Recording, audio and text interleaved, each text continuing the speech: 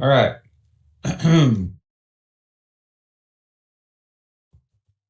We open the story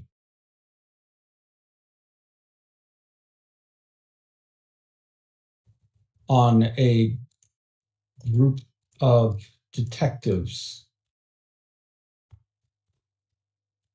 The clues at the scene of the crime point to a very possible, very real suspect. Shredded, colorful cloth left at the scene, testimony from those who were there, what might have happened. A certain tech expert, seemingly nowhere to be found, broken safe, and an invitation. Come and see me at church. It's obvious who this would be. Upon infiltrating the church of the next 20th century, those detectives find that most of the screens have been removed. The entire building largely empty, save for one large screen, center at the altar. Once motion is detected, display flares to life, and a familiar face appears on the screen. Holding their arms out of view and wincing slightly, face on the screen is Father John. And he says the following: a bit too late, detectives. I know you're not dumb. You probably would have sniffed me out sooner or later anyway. So I figured why not just cut to the chase? There's a lot at stake here right now. I've got half, and you've got half. I'd have the whole thing, but he holds up a hand, revealing it's just his left hand is now just a stump. Turns out when you try to catch something like that, doesn't always work out. I'm sure they'll make me another one somewhere. In the meantime, this half of the disc had some really interesting stuff on it. With the abilities of pure comedy, I've been able to compile and with some slight editing, learn some very valuable information, historical information. Information I'd like to share with all of you right now so that you know I really am the lesser of two evils here. With that, his face blinks off of the display and a new image appears.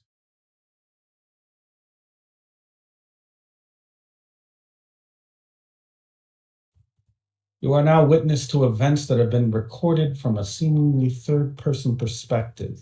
Something or someone managed to gather information, data. It's been translated and transcribed from the Akashic record into the form of lights, motion, sound. The data is likely as close to one as you can get, meaning it's almost like the real thing is happening on the other side of the screen, that you're really seeing what happened, right down to the placement of particles and atomic structures. Those of you with high gaze can easily tell this is more than just a projected image. This is looking directly at the data as it happened. And the data as it happened right now shows a perspective of looking down an alleyway sometime in the past, in time of antiquity. That alleyway is busy, though, as people filter in and out of a nearby tavern, becomes less so. Till at last, a young woman with an arm trying to pull her back, a hand at her sleeve, stumbles away from one of the small taverns. Voice from inside pleads, "Hey, come back. We were just getting started. I've got more date wine. Come on, pretty girl." The woman simply rests her sleeve away from the hand, turns her nose up. "Please. Drinking wine with pigs? I think I'd rather just be thirsty. None of you know how to treat a woman. This town is full of sick animals." In a huff, but with still a little bit of date wine in her blood, she simply walks away, further and further into the night, till she realizes how cold and lonely she is, how vulnerable she is here. Right as she turns a corner, she finds a shadowy figure standing at the end of that small stone corridor. Figure in shadows simply stands there for a moment, something in hand. The woman raises an eyebrow, then removes a small dagger from her sleeve. "All right, so robbery or just straight up assault? And like it matters, this dagger is as sharp as it needs to be to go right through your guts." Figure at the end of the alley steps out into the light and places a box down at his feet. He is an immaculate angel carved from marble, a bright halo, causing the woman to gasp. Figure reaches down and presses a button on the box.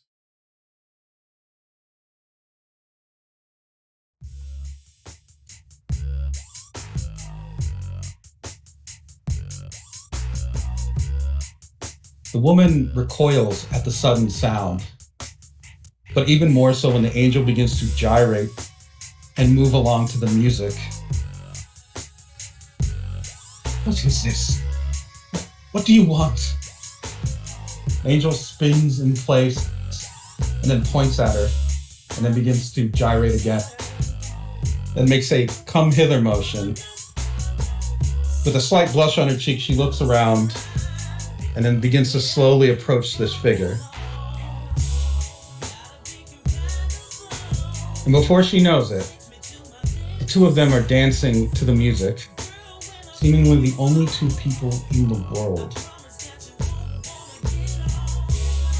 She puts her hands to the skin of this angel and feels, very surprisingly, it's warm, not as cold as stone should be. And the blush in her cheek rises even more so. Two strangers in the night, a long, long time ago.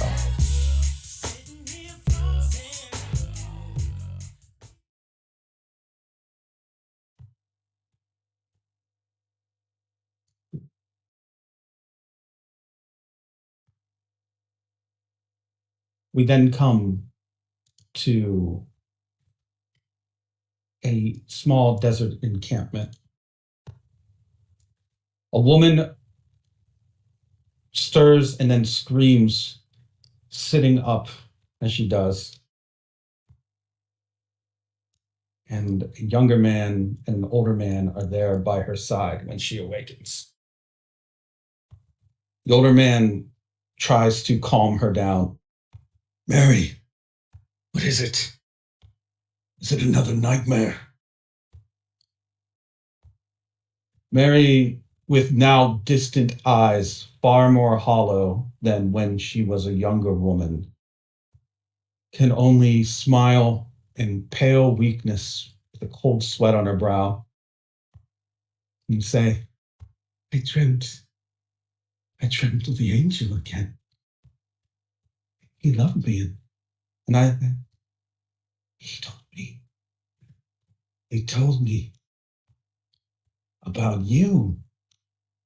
She points at the younger bearded man. Destined for greatness, Joshua. Greatness. Joshua, the son at her side, simply holds her hand and looks away, eyes welling with tears, sort of bitter frustration on his face. Of course I am, mother. It is as you say. To stay with Mary until she can at least find some peace enough to sleep. And then it is time to meet the apostles. Those of you who have chosen to follow this young desert prophet have found yourselves at odds with the establishment of your religion, the government of your lands, and sometimes just with the people in the streets who refuse to believe in the miracles of righteousness of this man, who he himself, of himself, has said that sometimes he worries he is afflicted with a sort of madness, an image or voice that speaks to him, that guides him. But that guidance has led you all to a greater understanding of an art known as Haman or ripple. The miracle, the holy magic, whatever it is that you want to call it, that flows through Joshua, son of Joseph, has been passed down to you, disciples, as well. Each of you training in your own way to achieve yet higher levels of glory. Although Joshua has in fact warned you, those arts are not for murdering your fellow man. And always be careful of that. So let's go through the disciples one by one, and you can tell me a little bit more about them. Starting with who's in front here? Thomas Didymus, twin of Jesus. Secret mortal twin, yeah. I would say for you, Thomas, you are twins with Jesus, but he's always been different in his own way. To the point where you probably were worried when he was growing up that he did suffer from some kind of mental issue, whether it was talking to the wind or just the strange gathering of animals around him. It seems that he even had the gift to talk to birds. They would listen to him. And now he's gathered these followers for some vision he doesn't even himself clearly understand, for a religious revolution, some change in doctrine, or as he calls it, the coming of a new age. Something incredibly profound for your people. So basically, you might be the same twin to the insanity that is Jesus. Okay. Or Joshua, as you know him. What is Thomas like? Very suspicious, probably of like scammers, and is probably kind of protective of Jesus because of like he probably believes Jesus is in fact blessed of something, and he's suspicious of people taking advantage of the blessing. So he's kind of doubtful of everyone that comes in his general area. He's very analytical, though. And maybe does it sting that Mary only seems to care about Joshua? He probably really does. Quite a little bit jealous, yeah. He probably feels jealous of his brother getting the blessing, but him not at all. Right. Okay. All right. And what is Thomas's like specialty here among the disciples? Well, he's probably a builder, but also like an investigator. Okay. So An inspector. Sharp of eye, inspector of people. Right on. Good with building, quarry, rock, that sort of thing. Also carries a spear. All right. Let's move on to Peter. Peter, what is your role? What is your opinion of the young, seemingly troubled prophet that you've chosen to follow as an apostle? I mean, Peter's all in. All right. He knows that this guy is the son of man as he claims to be, and by God, this little kid is going to need all the help he can get, and luckily he found me.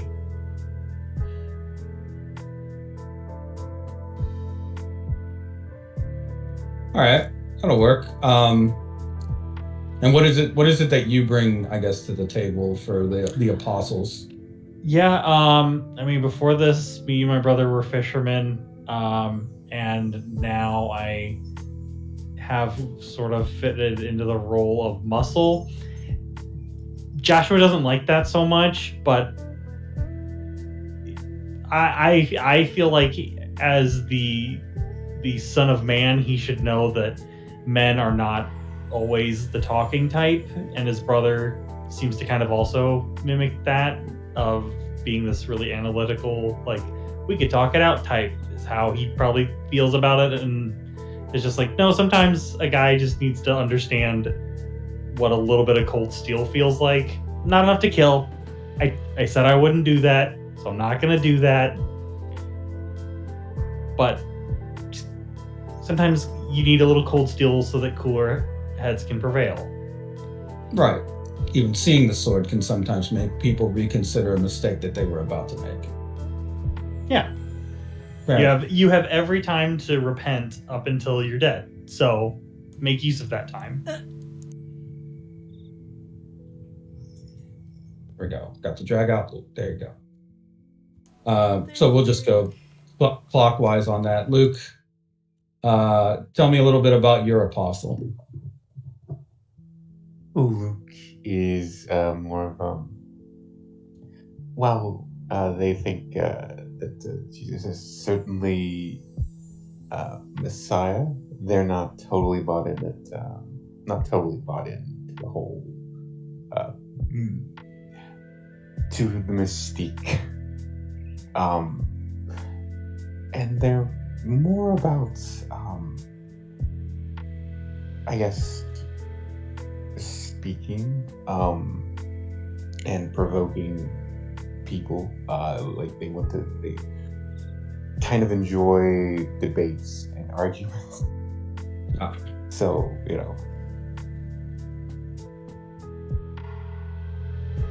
All right.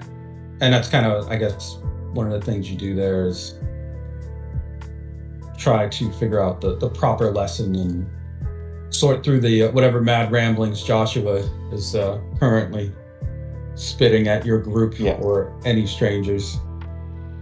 And when people are injured, they tend to go straight for helping them, no matter who they are. Kind of a decision. All right. And then finally, Matthew. What is it that what do you bring to the table? What is your position like here amongst the apostles?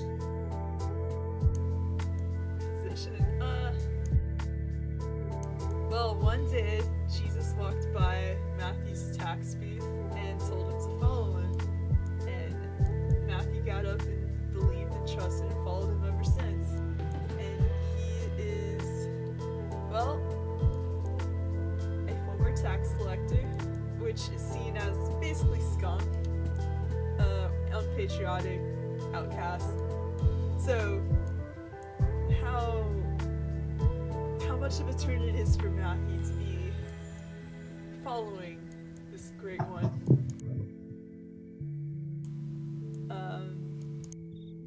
What was the question? Oh, just what Matthew's role is in the group. Did Did the fish event happen yet? We'll say that it has.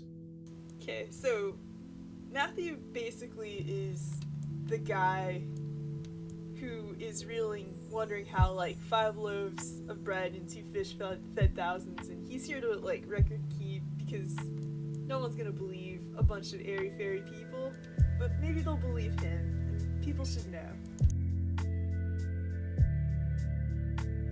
Okay. The other apostles are likely gathered and discussing things amongst themselves. Notably, now attending to Mary of Nazareth, there are 2 people that are familiar to your camp of travelers. One of them is Mary Magdalene, who Jesus, Joshua, as you know him, sometimes speaks with privately. And they both seem to be one of those will never admit that they are maybe romantically interested couples. For Mary's part, it's because he comes from a very hard life as a woman of the night. And for Jesus's part, it's because he isn't sure if he should have any children, that they should be cursed like he is a very serious concern for him. And so the 2 of them are often on and off, with Mary Magdalene being sometimes one of the only people that can calm the temper or the mood, the manic episode that Jesus may find himself in every now and again. And the other person attending to Mary Magdalene, or Mary of Nazareth now, is a familiar blonde-haired figure, Judas, who seems to be taking much more time to rub Mary's hand in some kind of consolation, and even attempts to whisper things to her as she kind of rolls back and forth in a restlessness. Eventually, Joseph, the carpenter, will gently urge Judas away and tell him, "Go with Joshua, he needs you now. We can take care of this." Judas, once he is parted from Mary of Nazareth, almost seems like his eyebrow twitches and then smiles. "Sure. Yeah, of course, you guys can handle this. But if Mary asks for me, tell her I'm nearby, all right?" Reluctantly, he returns to the rest of you by Jesus' side. Jesus just nods to him. Judas nods to him. And then the question is asked about Joshua, son of Joseph. "Is my mother all right? I noticed you were over there paying extra attention, Judas." Judas sweats slightly and then gives like a sort of light laugh. "Oh yes, of course. She's more than fine, I'm sure. It must be the holy aura that you emit, perhaps warding off sickness or the attention of devils. Certain that is what's keeping them at bay. That aura, that oppressive force that you exude. Impressive, really. If only I could have something like that. It might be safer to travel and spread the good word." Joshua gives a firm nod and then claps a hand onto Judas's shoulder. "My friend, I do not think that you would wish for such blessings as this. As for the rest of you, I know that travels have been difficult. What is our financial situation, Matthew?" Matthew? Adequate for our needs at the moment. Actually, go ahead and give me an auditor's eye roll to tell.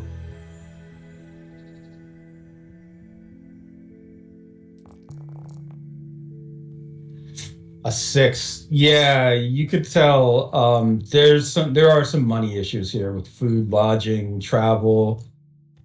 Things are starting to look a bit tight. Also, the Romans have really started to crack down on people that would formerly give you aid, kind of like indirectly shutting off those taps of donations. For the moment, actually, we need resources. Joshua folds his arms. Resources, please. What we need, the desert will provide. And with Haman, he raises one glowing fist. We could certainly make do, right? He looks around at the rest of you. We'll make do, right? I find that hard to believe. Without resources, how are we going to cross? The desert may provide, but explain how? You can't just magic food out of the air. What of you, Didymus?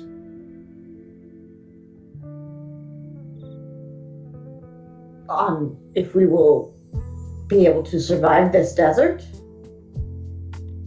And what is to come, the challenges? Alright. Didymus puts his hands to his chin and starts to rub it and going, I trust Peter's sword and I trust Matthew's accounting, but I trust Matthew's accounting.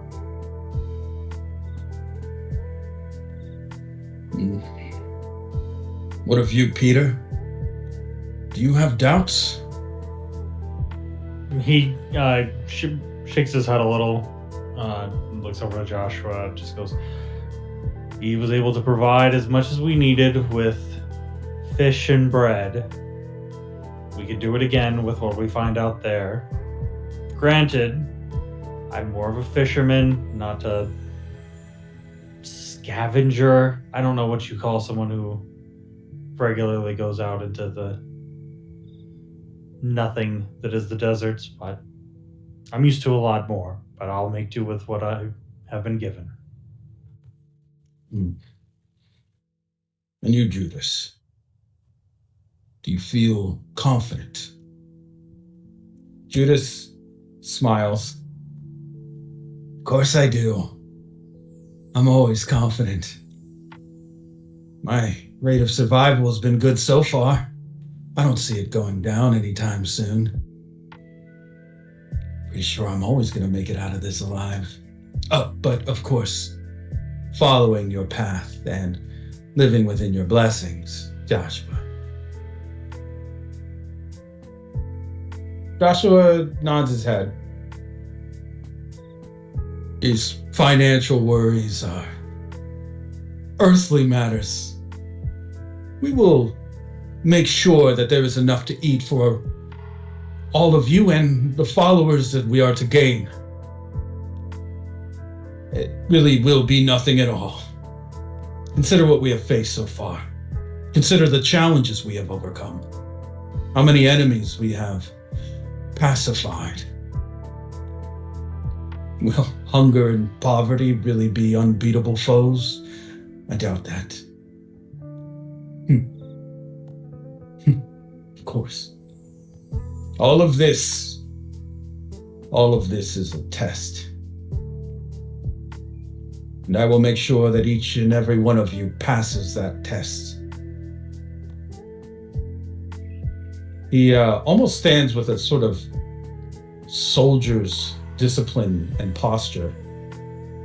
Though in his eyes there is a gleam of sort of madness.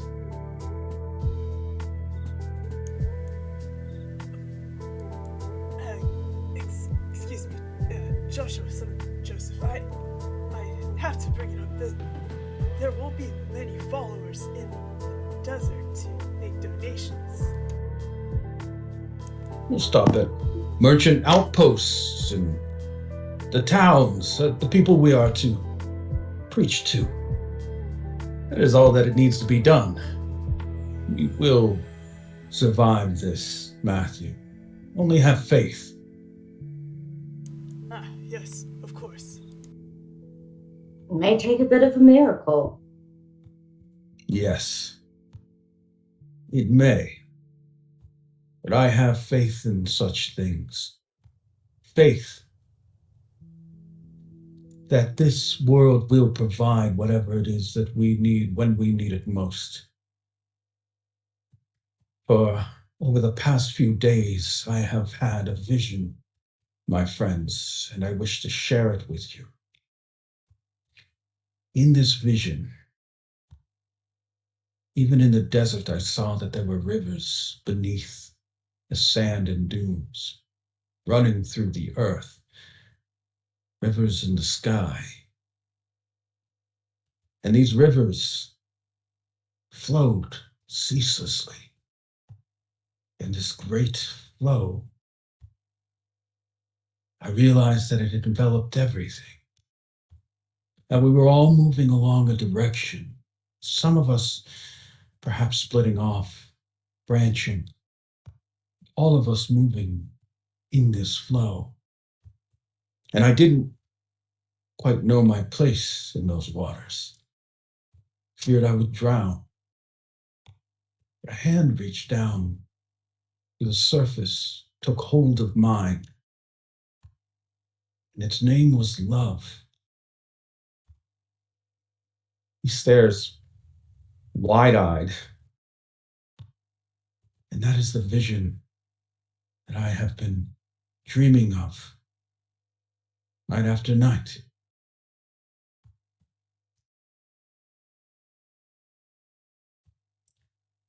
Before I would say there can be much response or discussion about what Joshua has just said, a scream goes up in the camp.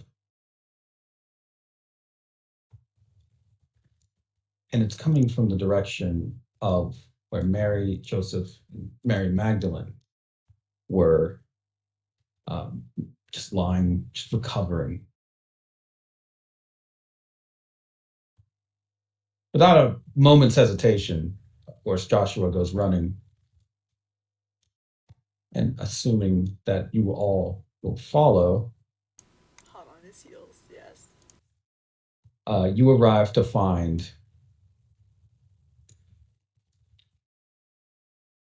a bloodied Joseph clutching his chest, Mary Magdalene guarding Mary of Nazareth with her own body, and the three of them are currently facing down three dark figures.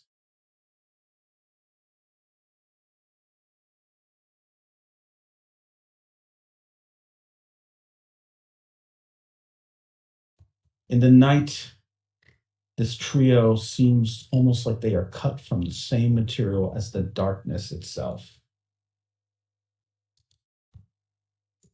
Joseph holds up one glowing fist, seemingly trying to channel that same ripple energy that Jesus has instructed you in. But from the wound on his chest and the exposure of that skin, you can see he has a deep scar. Likely, it looks like something punched right through his chest at one point in his life.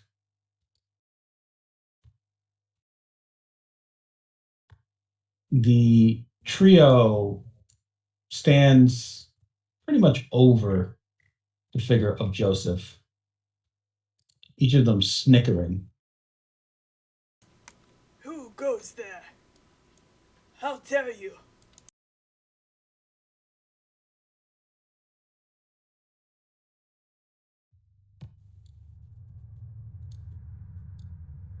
This figure here steps forward towards your group, away from the trio who are currently guarding Joseph, Mary, and Mary Magdalene. Extremely tall man with intense red eyes, white hair, dressed in religious Persian garments, almost like a priest. So, it seems the boy has grown into a man and gathered himself a few lackeys. Allow me to introduce the three of us. Followers of Joshua, we are the wise men. Balthazar, he bows his head. Melchior. His figure steps forward and bows gracefully. More muscular of the trio steps forward. Gaspar.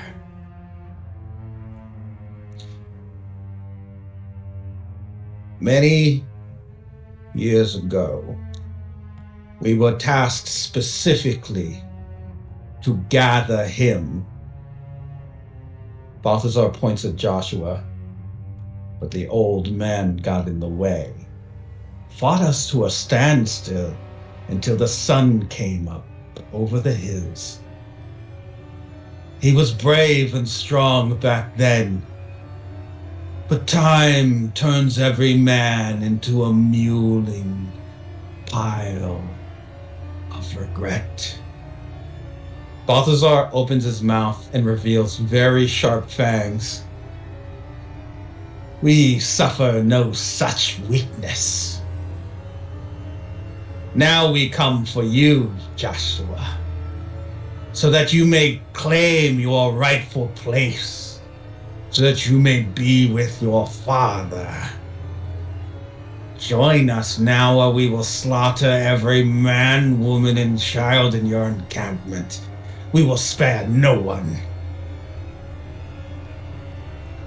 Joshua steps forward in front of you all, as if to shield you. The wise men. Joseph told me of your eventual return. Damned creatures of the night. You will not harm anyone in this place, nor under my vision. No, you will not even walk away from this. In my name, he raises his own glowing fist. Let us do battle. And so, the fight begins. All of you have been trained in the art of ripple, but it's likely if you encountered a vampire with someone dusty and old, or akin to a mummy in a village said to be cursed, Joshua would appear to exercise such things. But these vampires do not look like they are dusty.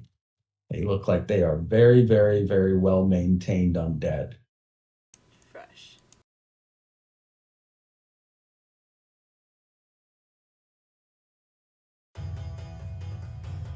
And so we begin. Joshua will be taking on Gaspar. Seeing him as the biggest physical threat, he immediately just throws himself at this hulk of a vampire. He is easily a foot shorter than Gaspar, but it doesn't matter. Joshua shows no fear as he just goes in with a combination of blows. And the two exchange hits. I'll let you guys decide who you want to split off 2 and 1 here. 2 of you can deal with Balthazar, and 2 of you can deal with Melchior.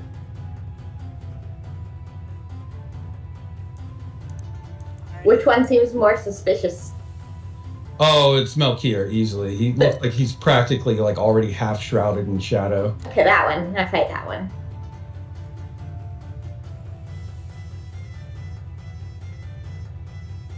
Peter, who do you choose to fight?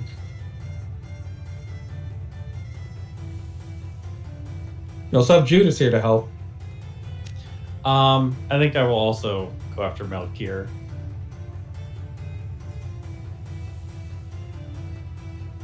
That leaves Luke and Matthew to deal with Balthazar, who seems to be something of the leader here. So, let us start with, I would say, what do we... Oh, initiative. I wonder if it'll actually roll it. Let's try it out. Because normally that sort of thing's linked to an initiative roll on 5e. It may be, I think it is maybe linked to notice on this. So if you have no notice, it may not. Well, let's try it out. If not, we'll just go regular popcorn style. Yeah, I think it's just 1d0. Goodness, I have to fix that. All right. Go ahead and everyone give me a notice roll.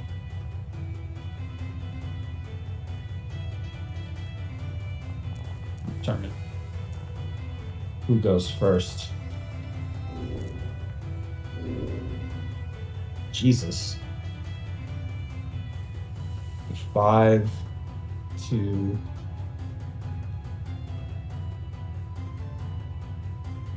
I need one from Luke. All right, you'll be first on your team. Thomas, you'll be going first for them. Okay. Let's see what these guys got.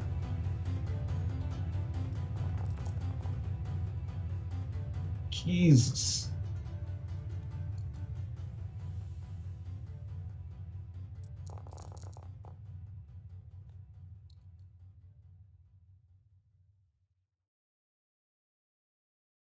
I don't think anyone's beating a 5.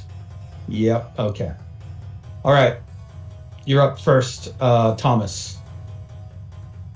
In the middle of this desert camp, it's likely people are running around trying to hide now. If I investigate my opponent, can I figure out like more of his fighting style so I can yell it to Peter? Yeah, it'll be a contested roll. Yeah.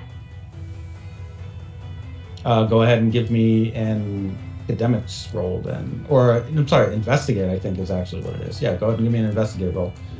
4.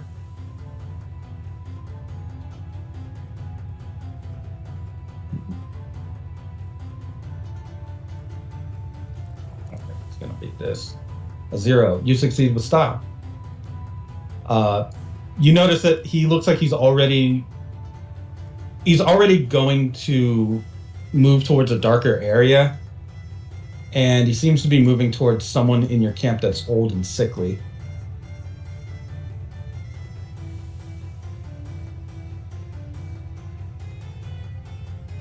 Can I send a spear to like catch his ankles before he gets to that old man? That would be, you'd have to be making an obstacle for him or something. Okay, okay, sorry. I yelled at, be careful, Peter. He's going after that old man. Okay, Peter. We'll say you're up after Melchior here, who does grab hold of the old man, sinks his fingers into the old man's body, like into the collarbone. You watch as the old man becomes a withered, decayed husk in seconds. And then dramatically, Melchior tears the hide off of this old man, the flesh, as if it were a leather sheet, and begins to crush the bones within his hands. He stares at you, Peter, and points one finger, or rather, he's not pointing a finger, he's flicking shards of bone at you.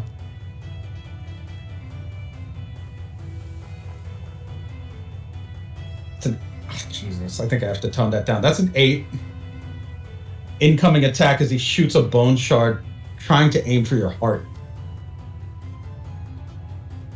To get, I guess, Part of my sense allows me to, if I roll investigate, to put suspicious scene aspects into play.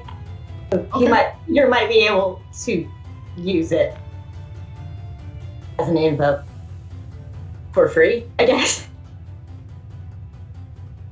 Sorry.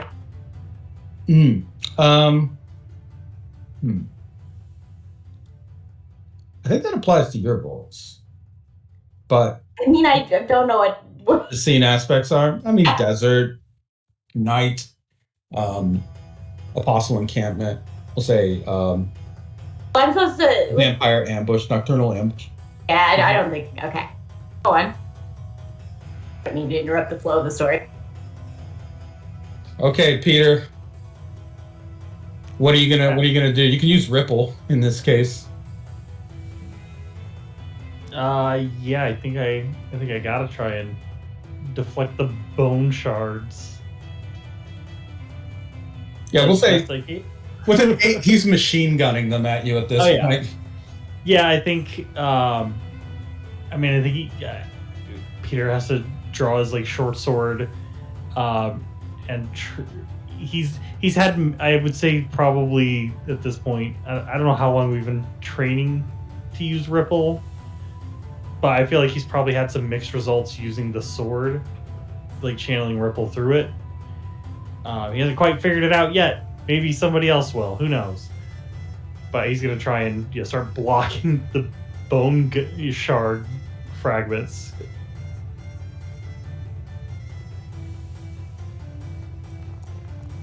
I might have rolled the wrong thing. Okay, yeah, the first one I rolled a 4. That was not what I wanted. Okay, we'll just go with the ripple roll. So 3.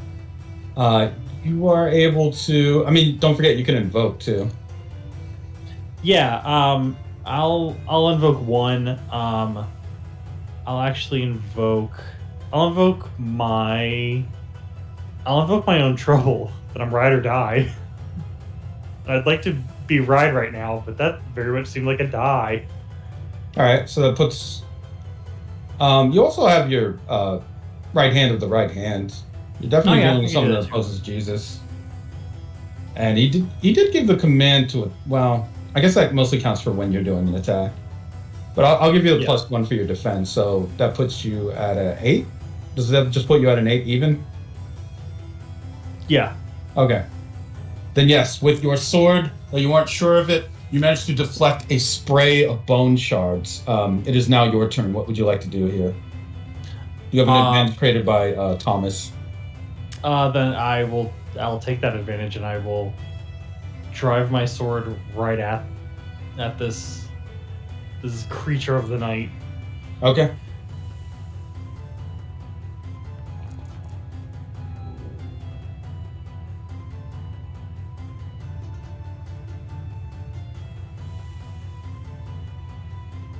Oh, I guess I should have rolled that with. It doesn't matter.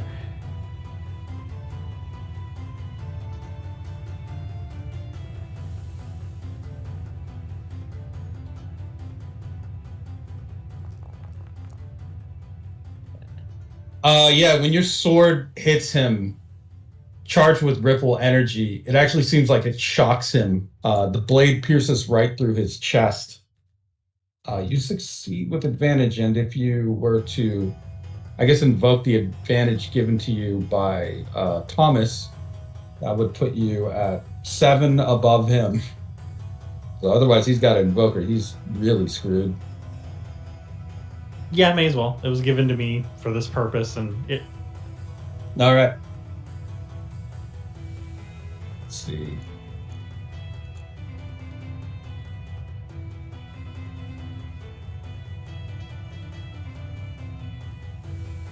So let's just say it's an exchange of blows. This opponent moves extremely quickly, way faster than like a human would. And for a moment, you think almost that he's going to reach out and slash your neck.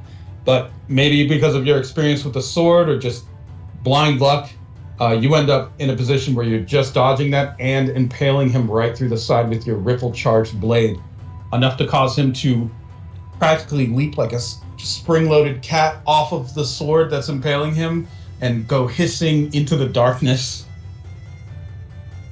That is your turn. Up next, Matthew and Luke, you face off against Balthazar. Luke is just gonna straight up do a ripple hit, huh?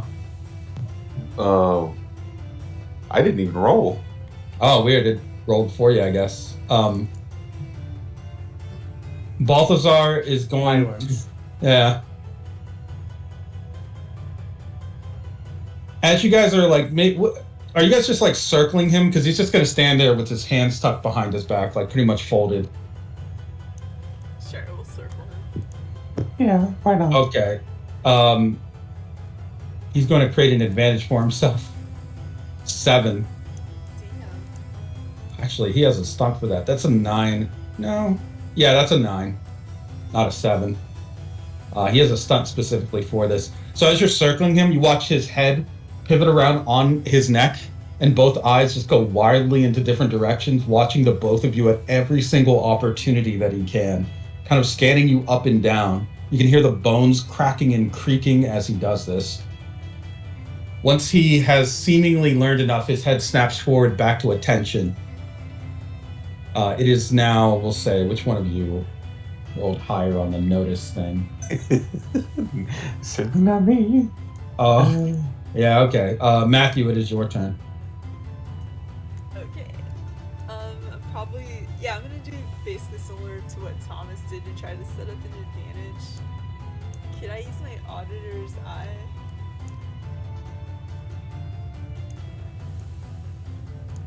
Sure.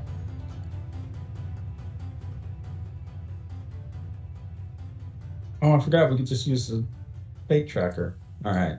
Time to use fate utilities, I guess.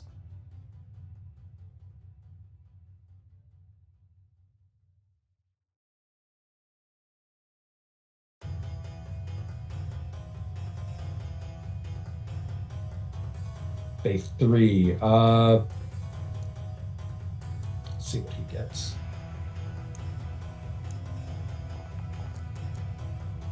A 4. You're gonna have to invoke. Well, is it the stunt, so it's a +2 to try Oh, yeah. Okay, yeah, you assess it then. Financial stability or weaknesses. I would say it's likely that you see Balthazar is trying to accumulate or store energy so he doesn't expend it wastefully. He's looking for the perfect opportunity to land a single killing strike on one of you, perhaps even both. Because of that, you're aware that there may be a sudden incoming powerful or swift attack in your direction. in my direction in specific. Or Luke's, could be either one. Okay, well, did that work for setting up an advantage there? Because that's what I was going for. Sure. Yeah. I would say you have deathly awareness or death awareness. Like you're not going to be caught off guard by that, an attack. Okay. So let's go ahead and He'll relay that to Luke. Be careful, he's about to land a very powerful attack. all right. It is Balthazar's turn again. He is going to try and first of all, he leans back like he's about to pounce at Luke, and then his arms and head both turn around completely to face you, Matthew, as he simply falls forward and glides towards you with rapid speed. Oh, creepy.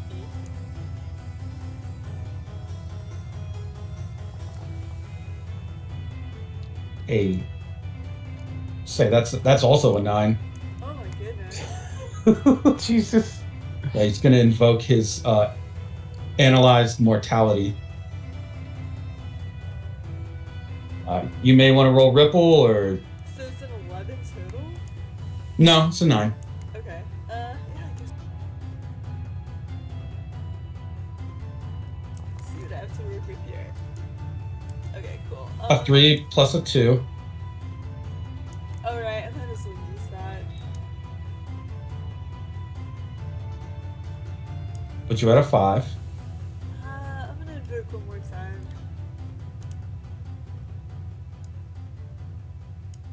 I guess. Balancing act. I'll invoke because he's trying to maneuver getting the least amount of impact hit by whatever this wacky move is. All right. Okay, what's my damage? That would take you 3 physical stress. Yeah, So I'll eat that. each of the boxes in this version of Fate is 1 stress. So you would just mark off all your 3 boxes, or all your stress boxes. Yep. Oh no. I should probably invoke one more time then. Shit.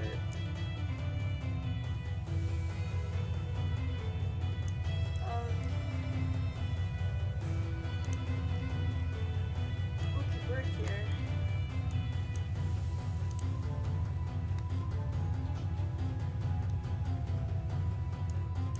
I guess Redemption's weight, Allenberg, because he does have something to prove by serving, and this is like such a threat to Joshua.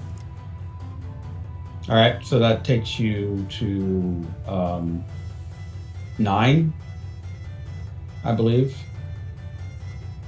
that right? 2,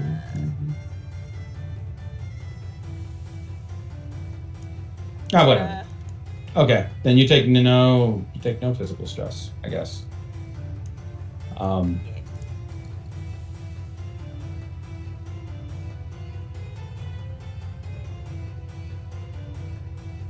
All right. The stress boxes are precious now. Yes. Luke, it is your turn. What would you like to do here? We'll start thinking for a minute and then go. I see a snake can only come in the dark without its friends, huh? And then start kind of like, I guess, flinging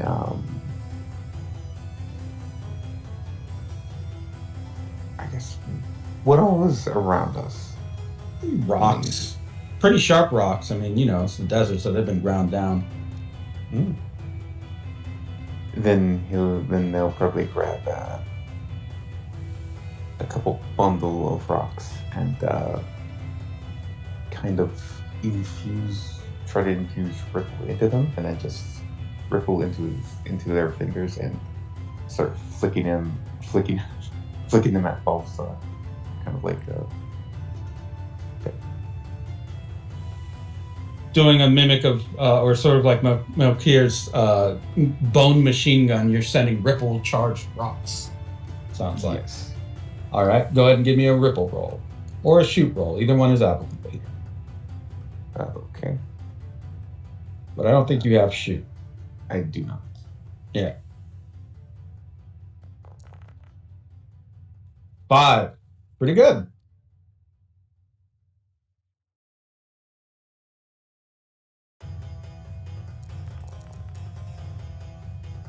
Three, you deal 2 physical stress to Balthazar.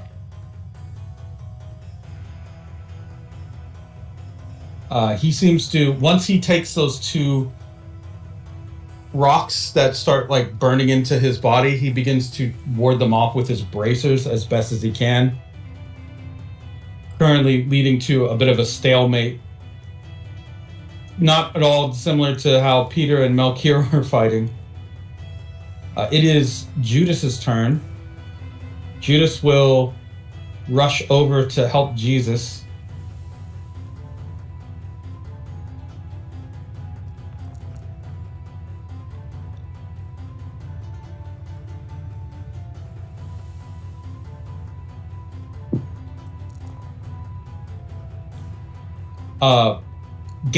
Gaspar, while he's moving around very quickly, bumps into Judas, who spins in the air and spits out a mouth of blood before he tumbles to the ground, lying there, groaning in agony.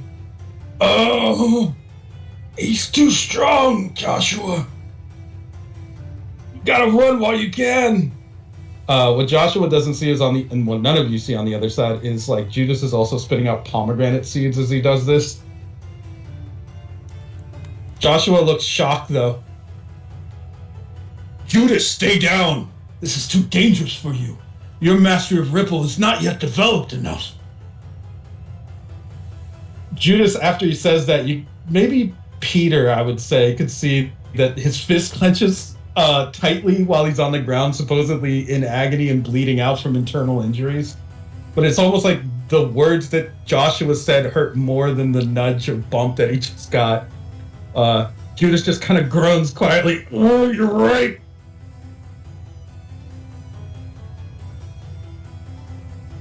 Let's see how Jesus does here very quickly against Gaspar.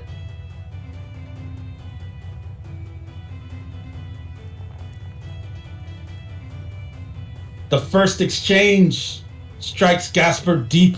Despite his strong physique and musculature, he just can't seem to soak the attacks from Jesus as well as he'd like to. He returns the exchange of blows with a series of very wide sweeping claws that he uses as he tries to dance around Jesus to attack a blind spot.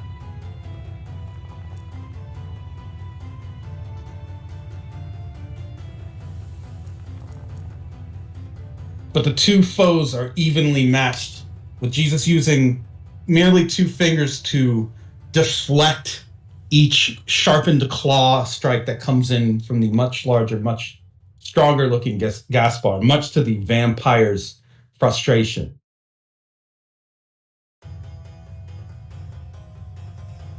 Once all of these attacks have been exchanged, Balthazar will grab one of the rocks that you threw at him, Luke, out of the air, and then crush it in his hand, burning as he does because it's still charged with ripple.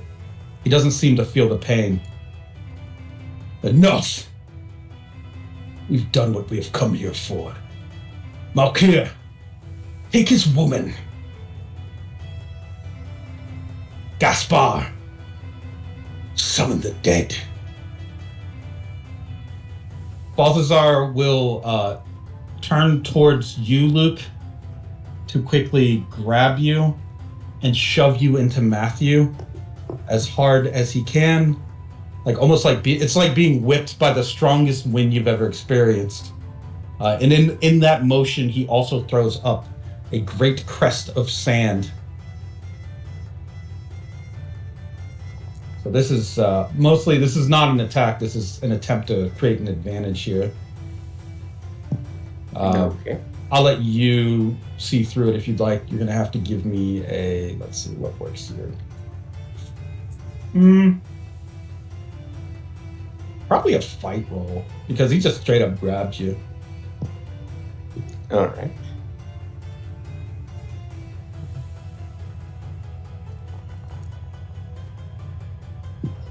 A -2. That's fine. You're not hurt. I mean, it hurt. No, don't worry. It does hurt getting whipped at a whole human being like that, but you don't take any damage. It's mostly that he's thrown you kind of like into a confused frenzy with your ally Matthew.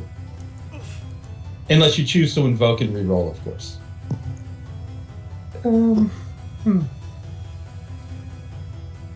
I think I'll just take that because, yeah. All right.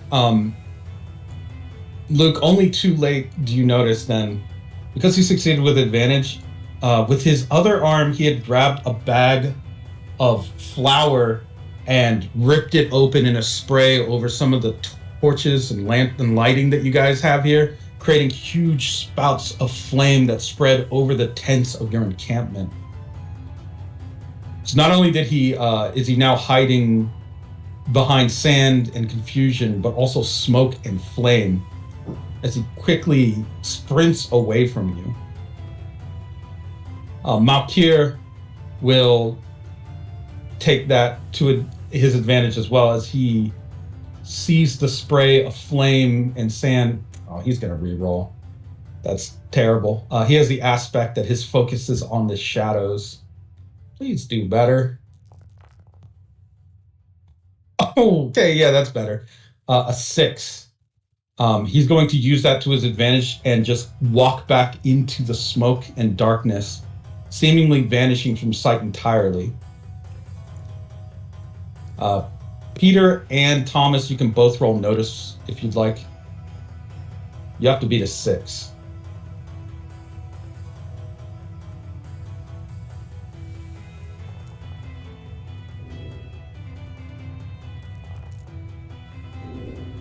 Oof. All right. He's gone. He's gone like the wind. Finally, Gaspar will... What does he have here?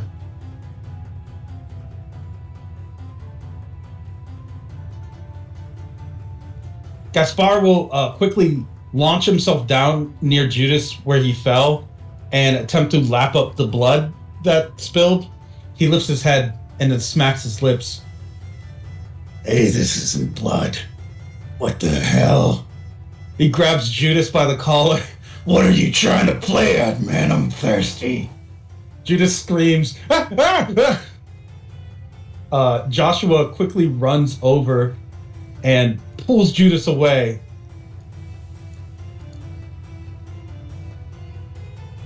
And then pulls a gourd of water from behind him. If thou art thirsty. He slaps the gourd, infusing the water with Ripple. Then drink of me. And then he pours the Ripple-infused water down onto Gaspar. Gaspar looks up in confusion and then starts to scream as his face starts to melt off down the front, like in a strip.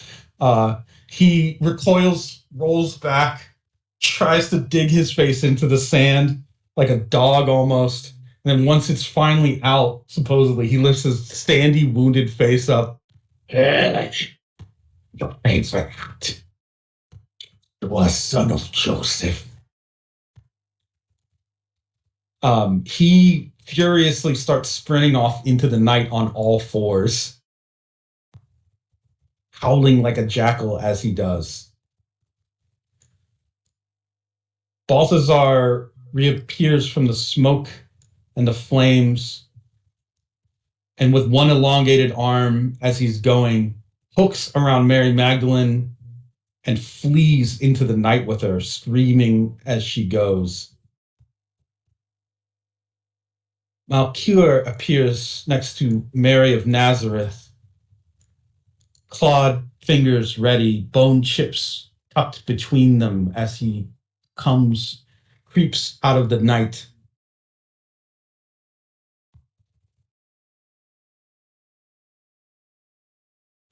But as he gets close to her, he lifts his head, sniffs the air, licks his lips, snarls, and then vanishes back into darkness. The three of them quickly make off into the night, leaving a burning encampment, a wounded Joseph, and one missing Mary Magdalene.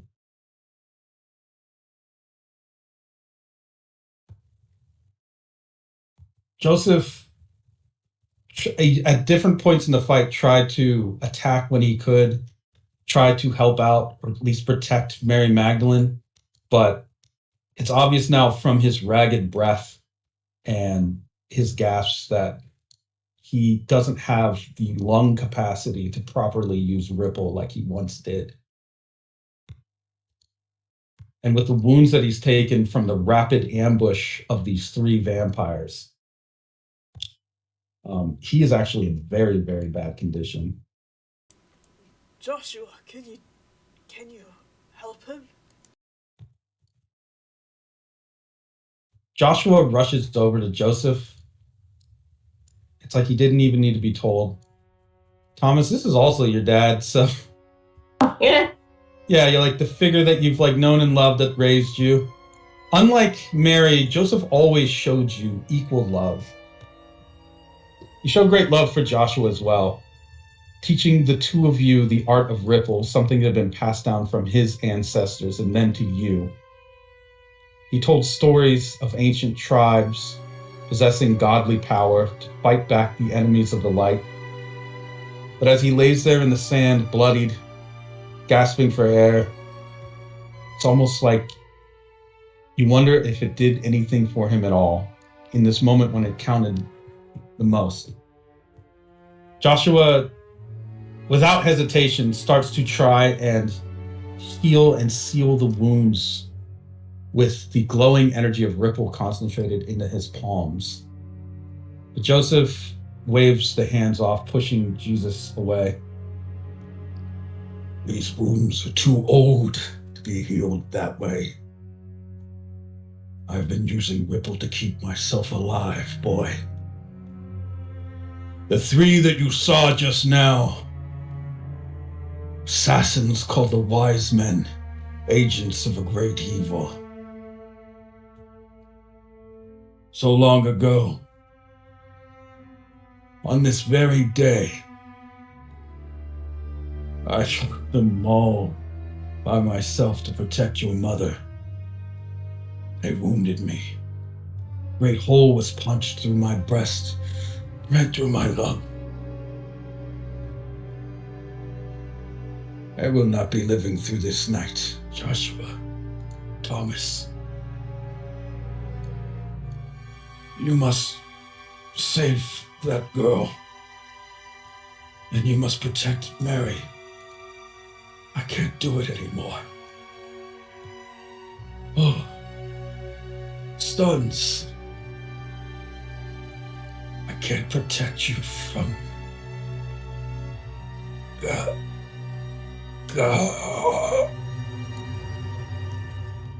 He coughs more blood out, and his eyes go blank. Joshua holds him, then gives him a shake. Come on, old man.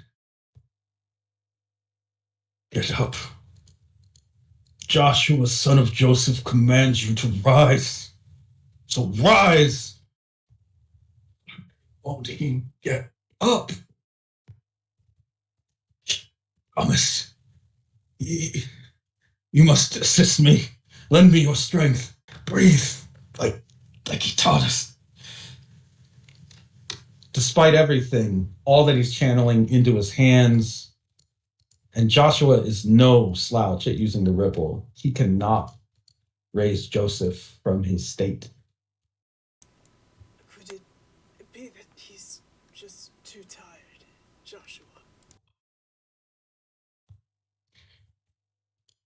Joshua very gently places the old man on the ground. Tend to the fires. Quickly now, tend to the fires. He says little more on this, and with your assistance, the fires around the camp will be extinguished. It seems that some of your followers were injured. The other apostles look like they've also been in a battle, although at their feet lie the corpses of zombies, far more rotted undead, but they were poised to attack the civilians from another side of the camp. You guys were just on your own against these three vampires. Once the fires are put out, Joshua wordlessly will just start to walk off into the desert.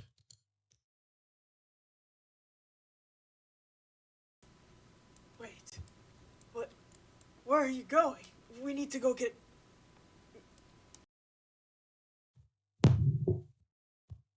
And we'll probably put a hand on Matthew's shoulder and go, leave him for now. He needs time. Yes, you are right. That is exactly what Joshua goes to take. Goes off to seclusion, as he does in times of stress and worry, and meditates, praying for answers and guidance. Usually this happens for great periods of great struggle or difficulty in his life. He will go and be off by himself. at times, Mary Magdalene would be the one to first remind him to eat or drink or anything to show signs of life. But without her here, one wonders if he may just stay out there until he is naught but bones in the dust in the dunes. Judas, once all the fires are put out and Jesus has left, comes limping out from around a corner, holding his side, which is freshly bandaged. You all survived. Oh, thank the Lord. I can't believe the strength of those monsters. I think I only escaped within an inch of my life, and only because of Joshua. Oh, I fought as best I could. But the ripple just wasn't enough. He looks away for a moment, brushes sand into his eyes, and then looks back with reddened, tearful, kind of a reddened, tearful gaze. And to think, Joseph is dead as well. Now what will Joshua do, losing his father and his woman? And that means I should see to Mary. Yes, of course, no one else will be here to take care of her, and their son is mad with grief in the desert. He actually, despite the fact that he was limping earlier, just starts moving very quickly, half sprinting over to the direction of Mary's tent.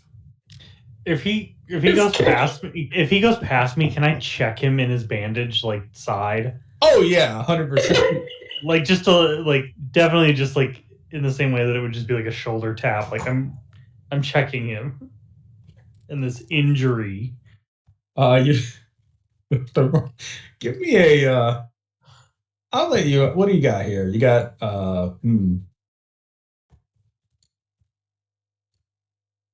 I would say you can give me a fight roll, though it's not like a combat thing. It's to check for like battle or injuries, like your experience as a soldier. The 3, if you invoke, I'll say you succeed.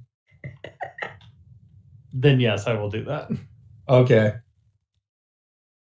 What do you invoke?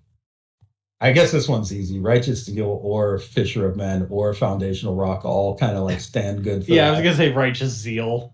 Like I feel like me and Judas have not gotten along very well when he starts pulling this like, oh, I'm just a little guy kind of shit. I'm just like, Jesus Christ, just get hit. Like, just take it, dude. Like, you're more scared of it than what you need to be. If you ever do combat training or sparring with Judas one-on-one, he always acts like you injure him way more than you do. Yeah. He always comes like rolling out, and I'm just like, I slapped him once. Like, he just laid there until I walked away.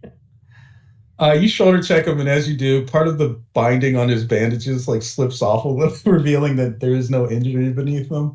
Enough for you to notice. Plus, he doesn't flinch like he should. He does like a weird, not realistic flinch. Like, it's way too dramatic. Yeah, like if anything, like he jerks his shoulder like up when you like as a flinch, but like if he did something to his arm, like he shouldn't have done that. Like it would have only made it worse or something. Yeah. He's telling on himself. Yeah, so Judas like freezes in place and his eyes slowly move over to meet your gaze, Peter. Yeah, it's just stone cold. And he just looks at him and he just goes, make sure they double check those bandages. It seemed loose. If you would like, I can do that. Yes. I think Peter raises an eyebrow and looks between the two of you. Yes, Judas, go get fixed. I will comfort my mother. Judas stares around at all of you, just whipping his head back and forth furiously. Fine! Of course you should take care of your mother, because it seems like Joshua wasn't able to. Despite being so good at fighting and talking, when it comes to the defending, he really lets everyone down sometimes. Maybe you'll do better, Thomas. Or maybe you won't. He actually brushes past you or tries to shoulder check you, Peter, to push you, but he's not strong enough, so instead he's forced to stumble a little as he just quickly makes his way away from your group.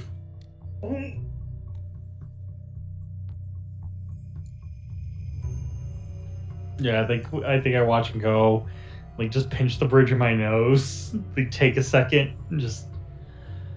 I don't know what Joshua sees in him, but I know there is a reason.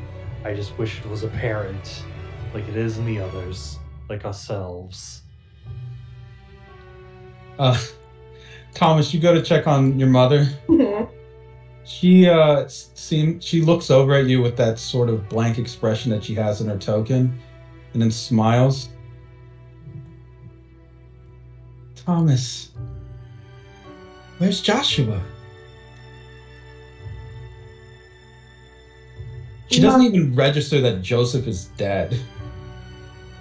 Mother, Joseph has passed away.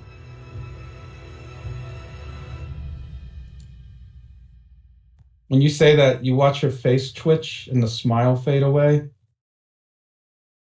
She just turns to stare forward into the darkness of the night. And it just has this vacant expression. Joseph might need you to comfort him.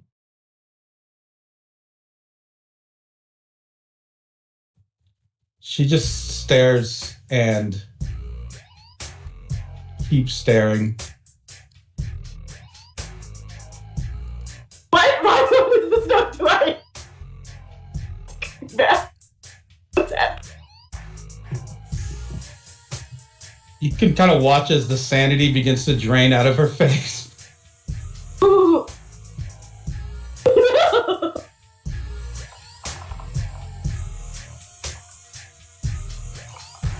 Reach.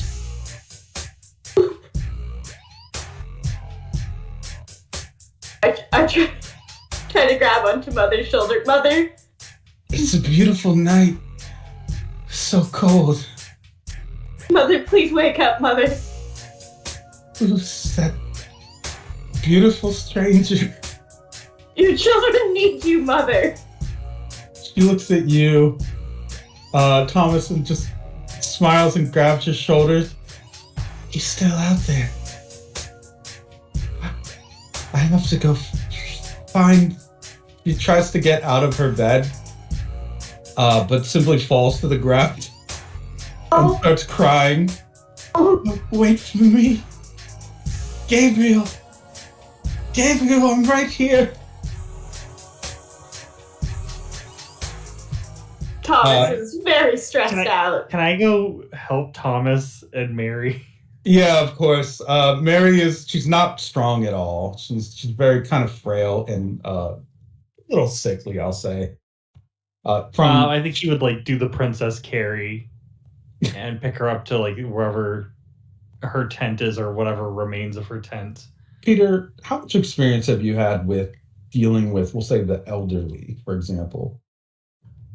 I mean, he's got parents, grandparents and stuff. He's probably dealt with it.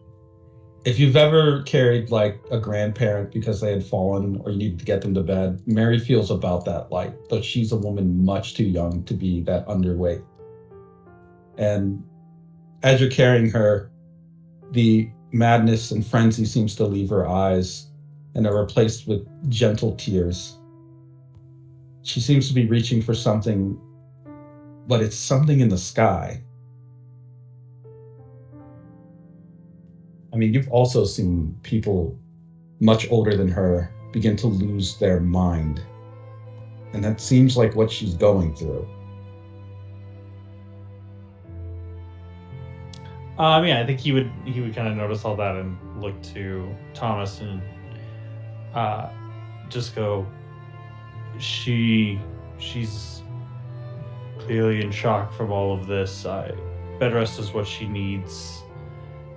Losing a loved one, your husband, wife, can be a lot. you never truly bounce back from who you were to who you become. I can't imagine how she feels, especially now that her son has also wandered off, but I know he will be back. He's grieving in his own way, much like you are, Thomas. Thomas can't look at Peter directly, and his fists are like shaking with frustration. As he says, "If you will take care of my mother, I will be the one to go get him." I think he obviously can't like pat you and also carry your mother. Yeah, no, I understand. But he would probably turn his head, still looking at you, and just go, "We'll wait until the morning. There are still fires to put out, people to tend to here. If anything, I feel like that is what your brother would want before we go seeking him. We know what his will be done, which is to take care of the flock."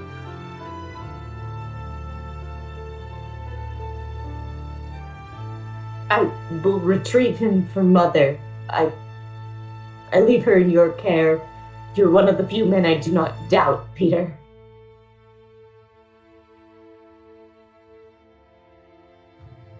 He just gives a nod and keeps carrying her off to somewhere she can rest.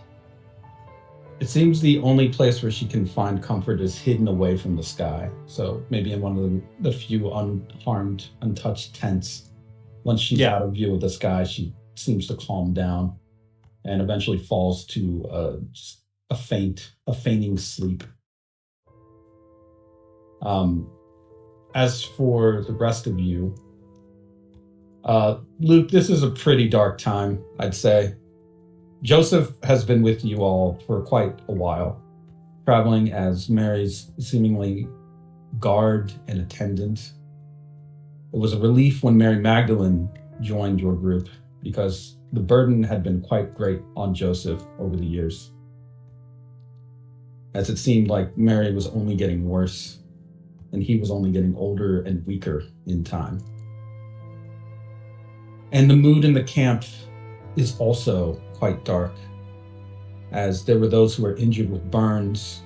The old man who was killed and used for fodder and ammo had a family, and they have no idea even where his remains are. He was stripped to the bone. One of them, in shock and horror, finds the leather skin on the ground and just runs their hand over the face, the mask that it is now, giving these choked screams and shudders of fear and terror. Without Joshua here, these people are extremely darkened and demoralized. But you are an evangelist, and you are someone who makes a speech every now and again.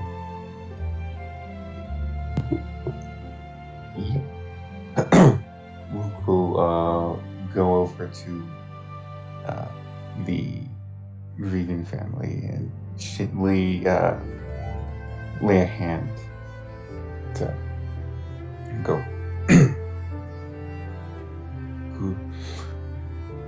The day is long. You should rest and grieve later. For now, know that his soul is in a better place. It has gone through wings into heaven's arms. We will hold a vigil for him. You have my word.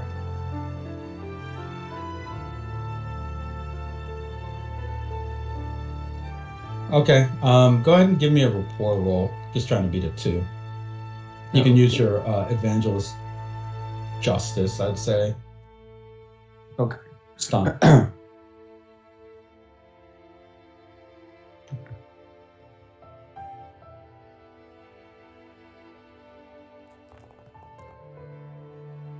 A 3. Yeah, you managed to, I would say, help these people to regain some sense of sanity, at least, because this is all quite a bit.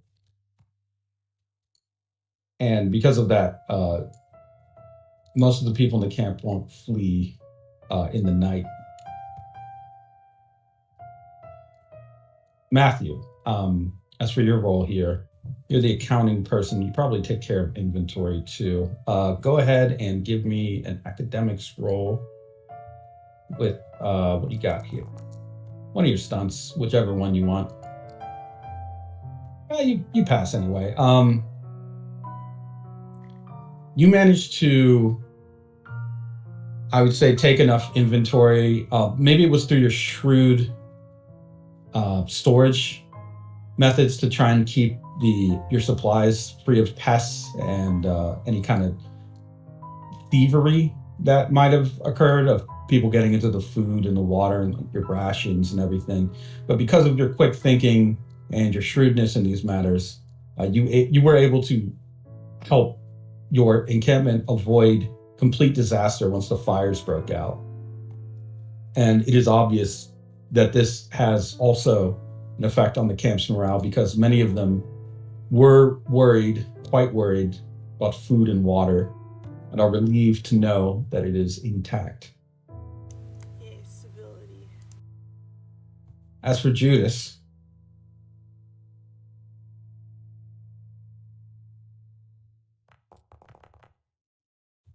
he manages to find enough food and water somewhere. Although right now, one of the camp followers is going through their belongings once and then twice over. Judas, as he's walking away, turns and looks over his shoulder to say, "Should have come better prepared," and then tosses a roll up into the air and catches it, or walking away and taking a bite out of it. Good for him. Right now, the desert has turned to silence. Thomas, you were going to go after Jesus, right? Yeah. You find him sitting alone, with his legs crossed on a small rocky outcropping overlooking a valley.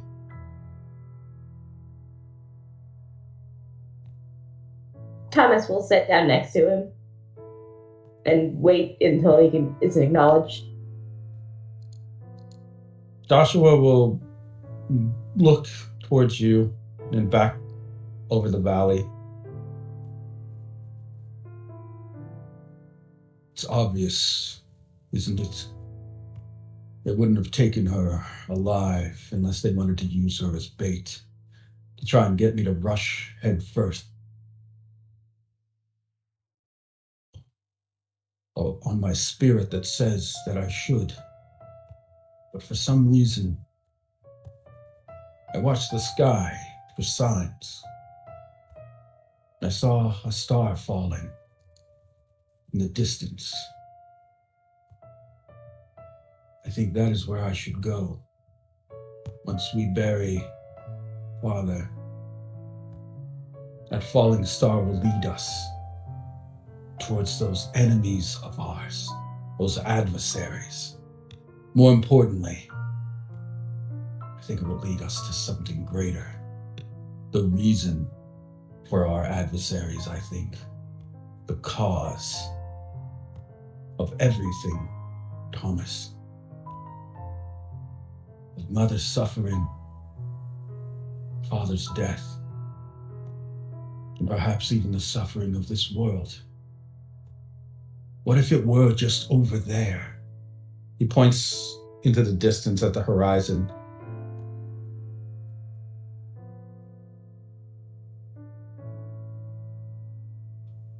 I will not mince words with you, brother. Mother has taken a turn for the worst.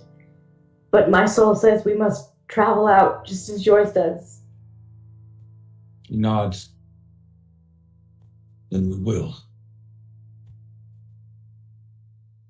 Go and inform the others. We'll be breaking camp down and leaving to the north.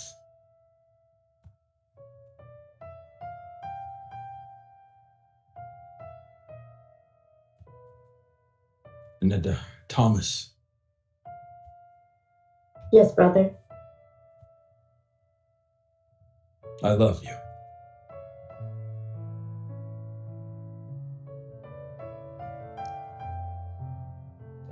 Thomas wipes tears out of his eyes after being told that he is loved. He pats Jesus on the shoulder. Come back to camp soon. Father said he was protecting us from something. Joshua will nod and stare out at the horizon.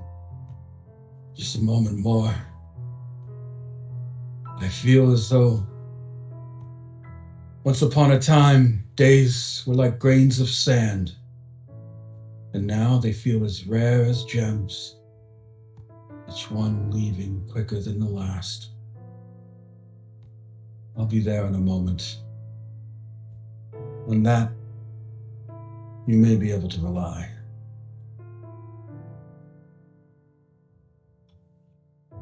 I love you too, brother. He looks away. Thomas, you know him to be stoic at times like this. He's simply has his back turned to you as he stares off at the distant skyline and goes quiet. But as you leave, you do not see that his eyes are incredibly wet with tears. They are freely flowing down his face. And with that, we will take a quick 5 to 10 minute break and get to the next part.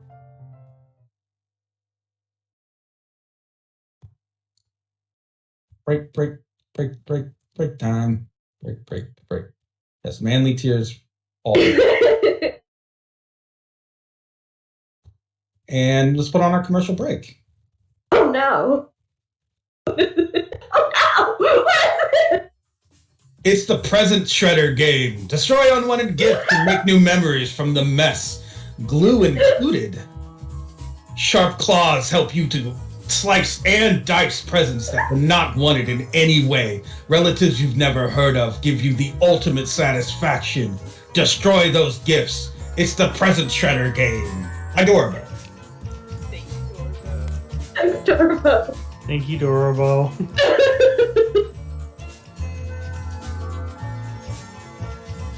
This commercial break is in character, by the way. So as you guys are watching this footage, or your detectives are, Yeah. there is a commercial break. There is in fact a commercial break. Why?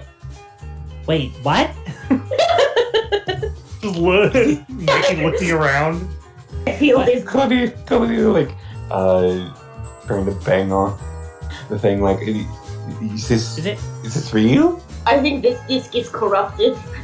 Okay, I mean, I know we technically have the other half, so do you think this is the part where the disc is on our half? So it's just making up for the empty space? It's gotta be what it is, right? I think So we're do we high. insert a new We're not disc? high. I know, like, I these am days not. have like a second part, and then you insert the second disc. Is that what we'd do right now? I don't know. I'm gonna get up and find something to eat, or I don't know, go stretch. There's still functional vending machines. We'll see at the church for your characters. Yeah, I go digging around through the pantries of the kitchenette. Yeah. All right. Take your 5 to 10.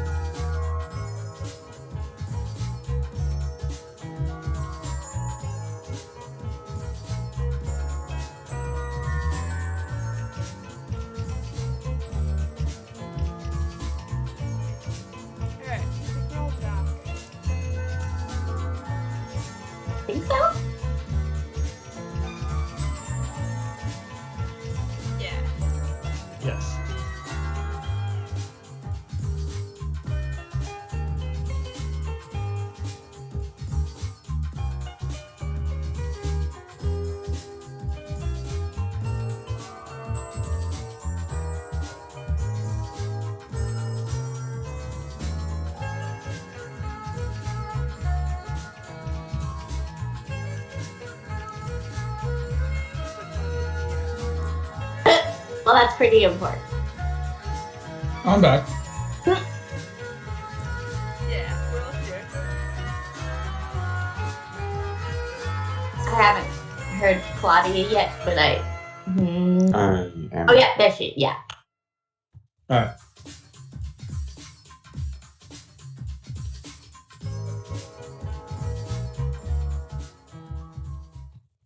All right. Get back to it. Jesus has said that he wishes the encampment to be moved, and so he has directed movement towards the north, following what he says is a falling star in the distance. One that should fall on his birthday must indeed be a sign.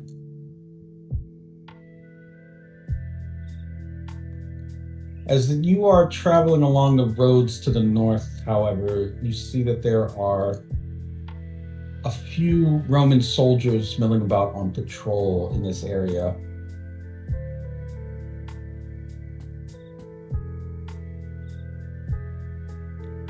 Also seems to be some small local town or village under, looks like, currently Roman occupation.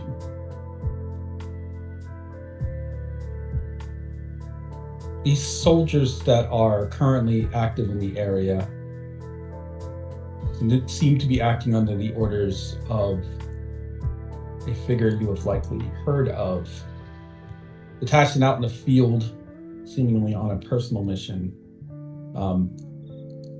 I would say a member of the opposition that you have run into before, Pontius Pilate, is out here with these soldiers personally.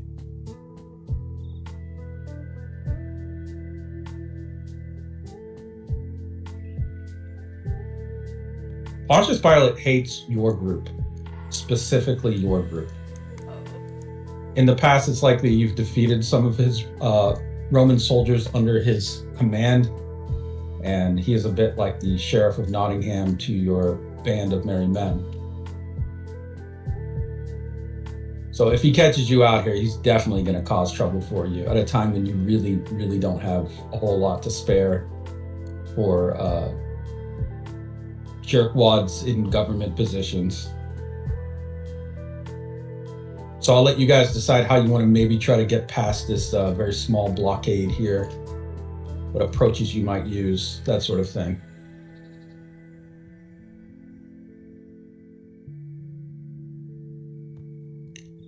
I mean, do we just need to like get through? Yeah, you just need to get through without getting having them stop you or try to question you or pat you down or anything. I mean, it's not like we have anything to be guilty about. Oh, that's not true. You're religious and social revolutionary. And Pontius Pilate, like I said, has run into your lot before, and he does not like you personally. We've apparently caused him trouble in the past. We're just a bunch of rapscallions. Mm-hmm.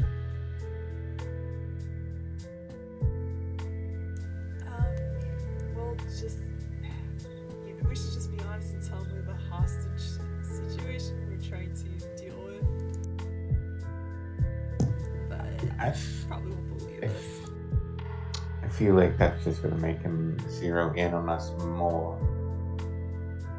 Because that comes from a sign of potential weakness, and that means something he could probably exploit to screw with us even more. Is this like a walled city or just like a stopping point, or I'll say it's a stopping point. can we just go around it, or? Yeah, the desert's pretty harsh though with some of the people you're traveling with. It may be difficult. Oh, true.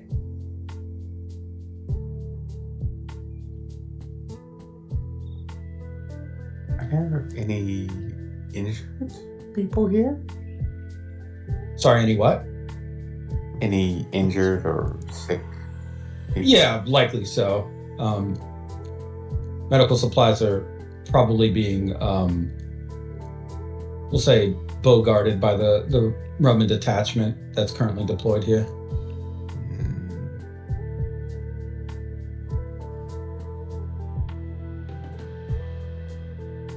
Are you saying that we maybe kind of smooth it over with the medical? No, he's onto something. We could pretend to be lepers. Do you have enough bandages in your bag for this sort of party? Luke? I should.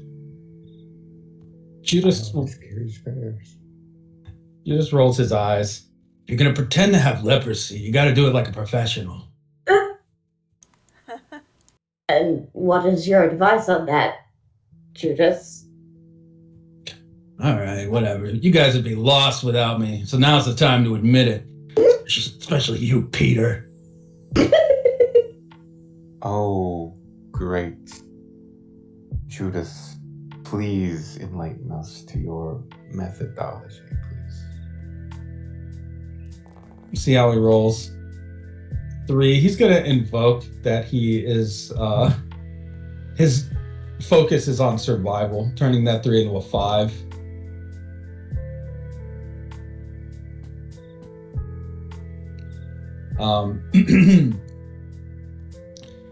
With that, he actually does look pretty convincingly like a leper once he's done with the bandages, the mud, some fruit pulp. He looks very convincingly like a leper. It's just that easy.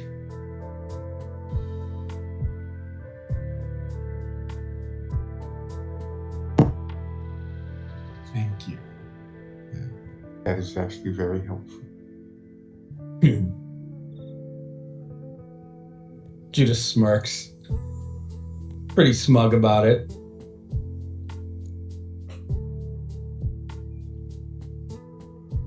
With the method that Judas has shown you all, let's see if Pontius Pilate notices once you guys try to pull through.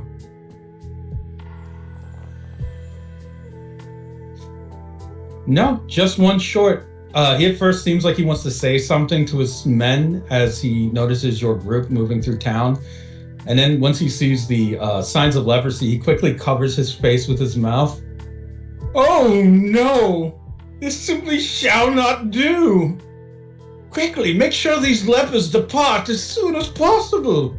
Oh, and they look so poor. Absolutely vile. But keep an eye out for Joshua and his followers. If we should see them, I will be sure that I will crucify that rebel. Then I shall earn a promotion. At that moment when he says that, Joshua, who has a hood over his head, just slowly starts clenching his fist. You can hear the knuckles pop in his hand. I was gonna say you can hear the leather of my sword grip tightening under my fist. I'm just holding onto it as I shuffle. Joshua puts one hand on your shoulder quickly. You notice his grip is extremely tight, though. Do not let anger overcome you, Peter. It'll be strong, brother. Be strong. For me. I think there's no smile, just a very clenched jaw and a very tight, curt nod at him.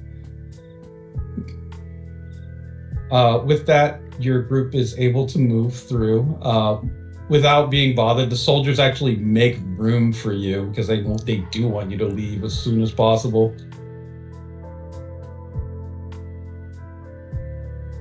As Pontius Pilate, he's not even going to be in the area, actually. I mean, if you guys are all apparently leprous, he's probably, hiding behind a line of soldiers. And, Yeah, that's ew.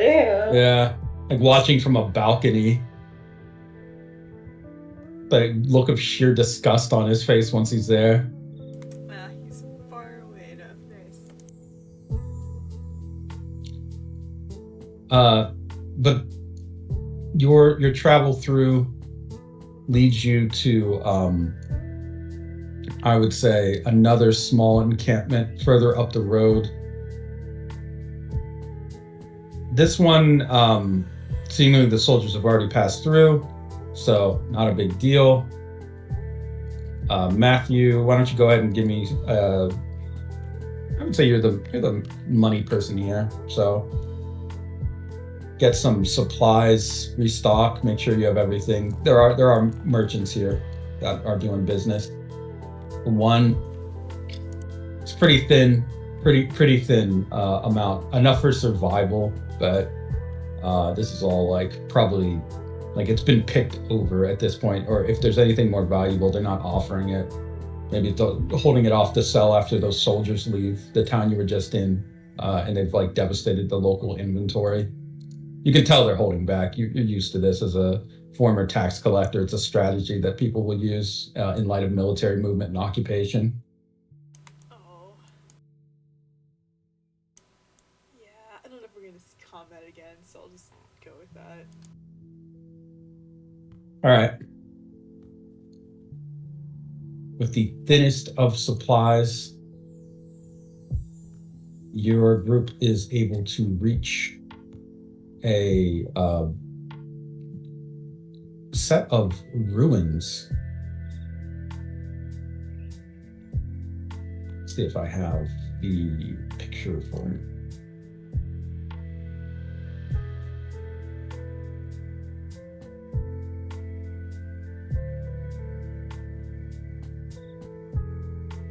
There's somewhere.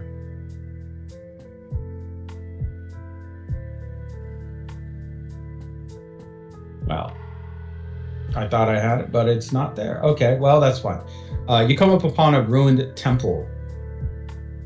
It looks like it's actually quite old, although dating it would be difficult because it seems very much like a structure that doesn't fit in with what you expect. Oh, here we go.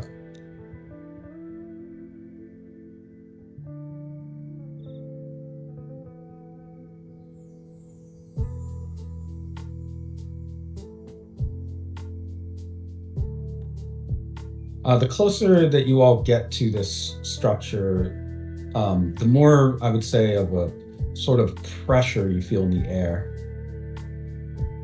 Joshua just goes right in.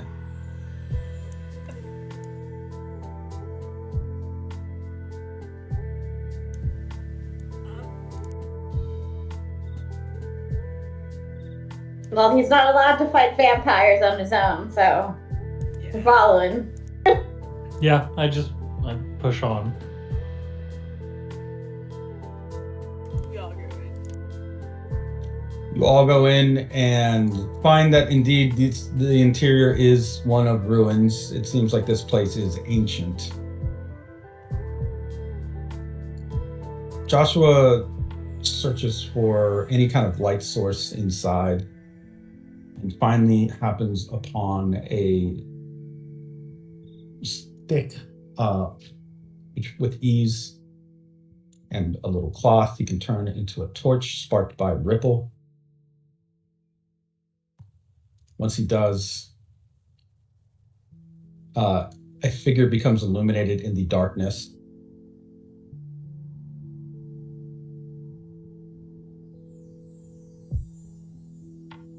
A woman with a very strange green outfit, almost set green with black netting, and several small balls placed along her hair, is illuminated almost immediately by the torchlight.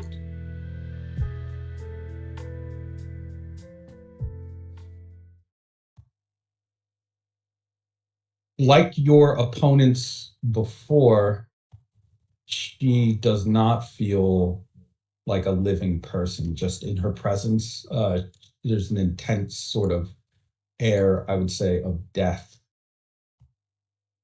So she may, in fact, be a vampire. Joshua regards this woman for a moment. She looks at your group of the apostles, then back at Joshua. Greetings. What brings you fine men to my grounds today? Is it a need to die? She draws one 3-foot long needle from her hair, from one of those balls. It's just the little handle of it, of a needle that's way too long to be in her hair, and holds it up to the light. You should know, for thousands of years, I have perfected the art of acupuncture. I have it down to a science now. Which one of you would like me to demonstrate? Are you bandits? Or worse, Romans? How does your group respond to being called Romans, I guess? Hey. We are Rude. here for business. We do not have time to play with your needles. And the only way you would ever find a Roman amongst us is if we were carrying their body here.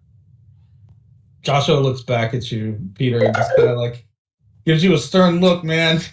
He just kind of gives like a what? Like we're not sorry. Jesus. Peter. Jesus doesn't approve. Jesus will remember that. Yeah, Jesus. Not doing that, Peter. Not now, anyway. Fine. She asked, we're not. True.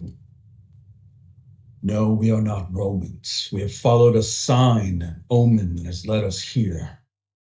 I am Joshua, son of Joseph. And we have come under attack by a group of vampires in the night. They have taken one of our members. I know this to be a trap. Instead, I chose to follow a falling star, and it has led me here. The woman perks an eyebrow and folds one leg over the other at the knee. Oh, really? An omen of a star. Joshua, son of Joseph. Familiar name. One that has been foretold. I have in my possession a certain object. One that has been waiting for Joshua, son of Joseph. One I have been guarding for quite some time. I wasn't sure if you would ever arrive. You may use this. She pulls what looks like almost a metal bottle out of her hand, out of her coat, of her hip, and then tosses it very casually to Joshua. He looks this over. What is the meaning of this? The woman shrugs. It was never my place to ask what it was for, only that I should guard it for as long as was necessary. And it seems that my guardian status has been revoked.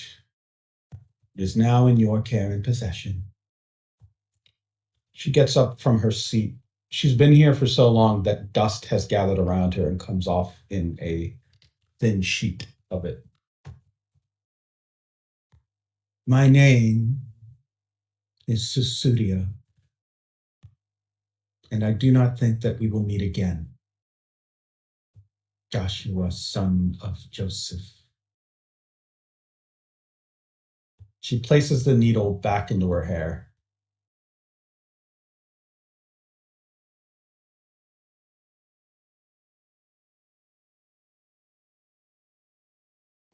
I shall, however, reward you lots for traveling here. She whips her head very rapidly in a complete circle, spraying her hair into all directions. None of you took any consequences from the fight, right? I don't think you did. No. Okay. Well, your injuries, your fatigue from the day, and any long-term damage that you've had over your lifetime, including like, we'll say, stiff joints, soreness, maybe headaches, those are gone. And you are also like littered with just so many needles in your body. You didn't even feel them enter. So much acupuncture. With that, she turns on her heel and walks for the entrance. Joshua watches her go and then holds up the bottle and says, "What am I to do with this, Susudio?" She pauses, puts one fist on her hip and looks over her shoulder, then shrugs. "They never told me. I think it was assumed you would know. Farewell." With that, she departs out into the night of the desert.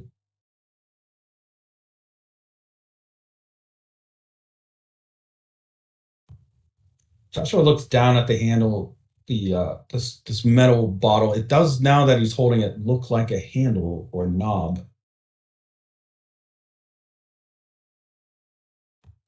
He goes to the rest of you, which he hadn't even noticed that you were sprayed with needles.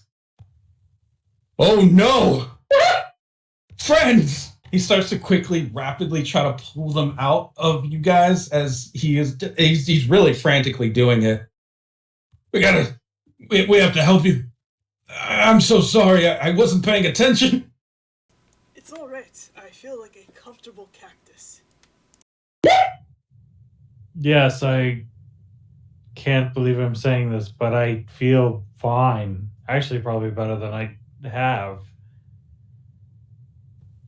They must have been poisoned.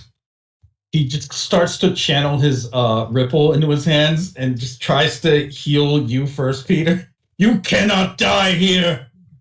I think like Peter would do like a big like barrel-chested inhale to like try and trigger his own ripple if there is any poison to like expel it out. No, there's no poison. Yeah, he does that and just goes, she meant not to kill us, at least this time, Joshua. I believe we'll be fine once we rid ourselves of these, as he starts to pull them out. They come out painlessly. With your actual understanding of Ripple and how it works, not only did it heal like old injuries, it also, breathing is easier. Important for the art, actually. Like the blockages that have been drained, channels open, whatever it is, Ripple feels a little bit easier for you now to use. Joshua seems relieved, of course, that you guys aren't poisoned, but also looks down at the bottle, the metal object in his hand, quite stumped. May I? He hands it over to you, Thomas. You said it looked like a handle? It does. I'm a builder. Would I be able to help identify that it's a handle? Yeah, maybe more advanced doors that you've like read about in some like manuscripts would operate like this, but the mechanisms involved usually aren't going to be available, and they certainly aren't going to be in a dusty old temple. So this handle does not look like it belongs architecturally with this temple. Not at all. It's not the same style as this play. I'm doubtful that it will fit anything here, unless we can find something built in a different style. I would like to start investigating for anything that looks like this in this room, I guess. May come up empty, but... Yeah, go ahead and give me an investigate roll.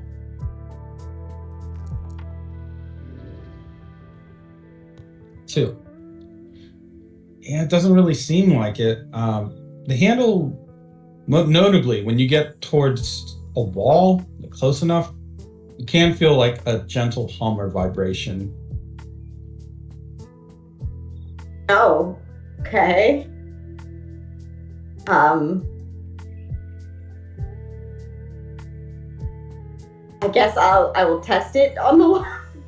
You just want to test it on the wall by Yeah. putting it in? Okay. Well, he probably thinks it's. Well, I don't even know if they know what magnets are. He probably just thinks it's attracted to the wall and trying to figure out why. All right. When you placed it towards the wall, the smaller end will actually be attracted to the wall itself and kind of implant in.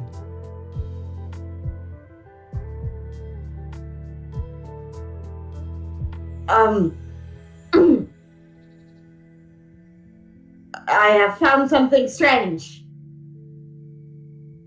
I doubt it is good. Joshua will examine what you mean. Thomas, I know you to be wise, but why have you done this? I did not do it on it. It was attracted to the wall itself, brother. I would give it a turn if I were you. Joshua will look at the rest of you and then with resolve take hold of the handle. So you say, so it is done. He gives it a turn and here's a click.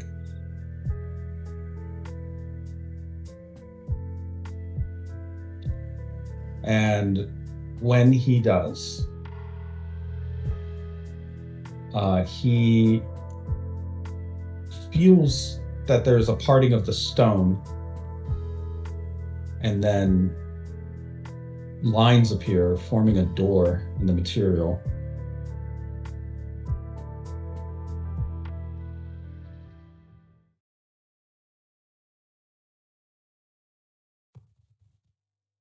And from within the door itself, and just as a heads up, it's going to get quite bright here in a second. So I'm giving you the warning before you get flashbanged, everyone. The room floods with light.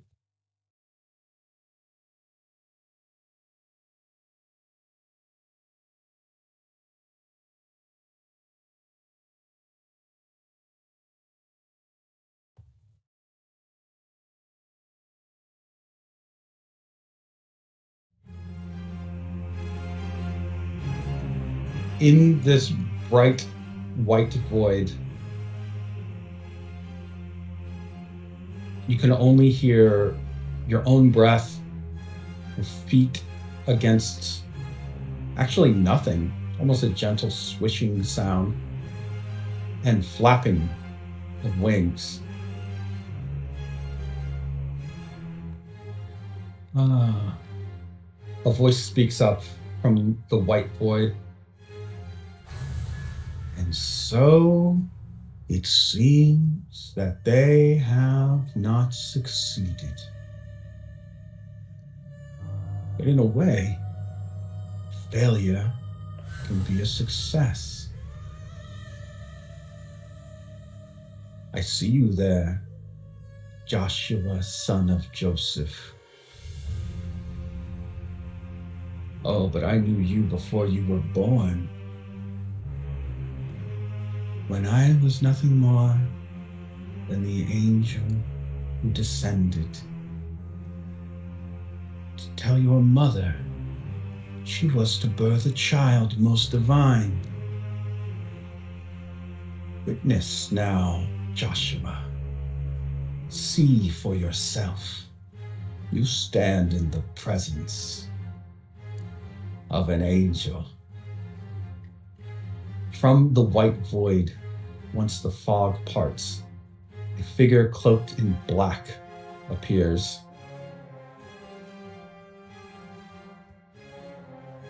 Oh yes, those 3 wise men have failed me.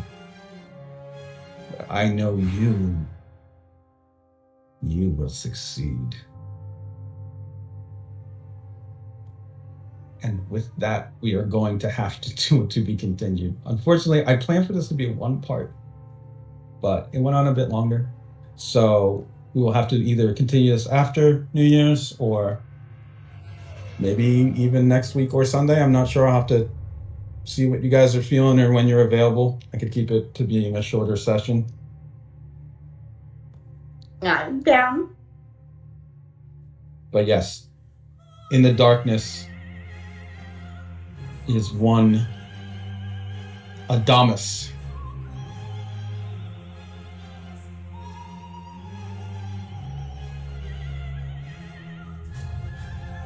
Of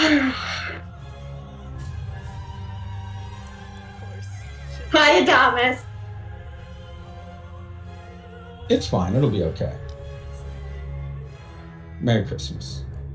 Christmas. Oh, Lord. Mm,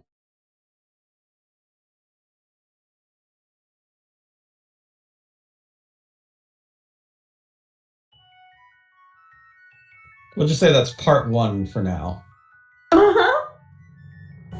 There's even a face of What?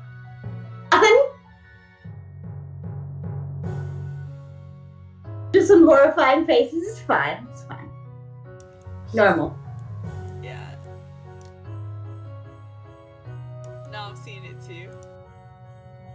Okay, but if you shrink all our characters really small, you can put them as ornaments on the Christmas tree star. Oh, you're right. Good, good. Oh, there you go. Here we go.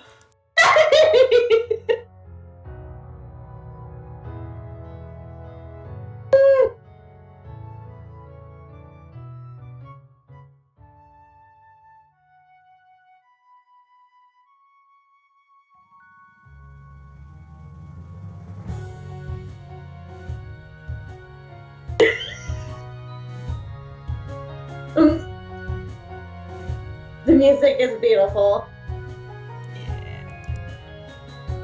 Yeah. I gotta put Jesus up there. I'm sorry.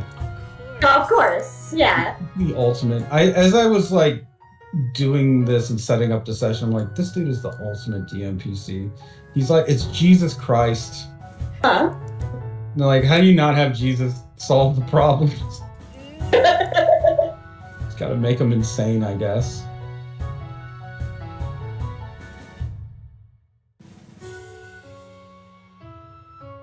No, he's just some dude. He just knows a lot of Ripple. A lot of ripple.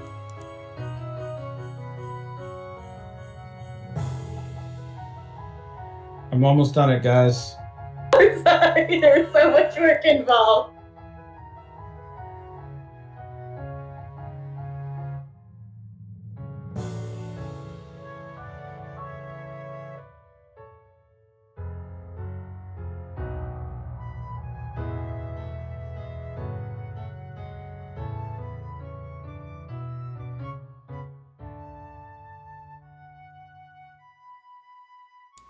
What?